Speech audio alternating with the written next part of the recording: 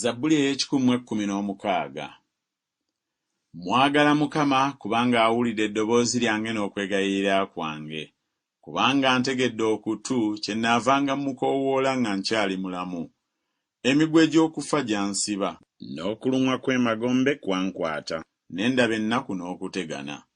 Ne ndyoka nkoowoola erinnya lya Mukama nti, Ayi Mukama, nkwegayiridde, omponye emmeeme yange.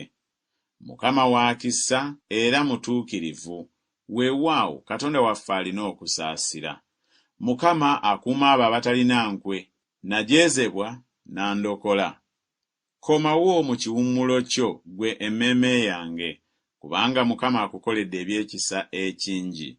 Kubanga omponyezza emmeeme yange okufa, amaaso gange obutakaaba maziga n'ebigere byange obutagwa. N'atambuliranga mu maaso ga Mukama mu nsi y'abalamu.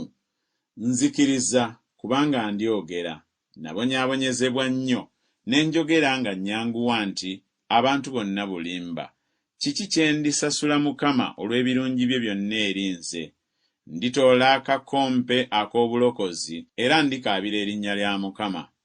Ndisasula obweyamo bwange eri Mukama, weewaawo mu maaso g'abantu be bonna. Okufa kw'abatukuvu be kwa muwendo mungi mu maaso ga Mukama. Ayi Mukama, mazima nze ndi muddu wo.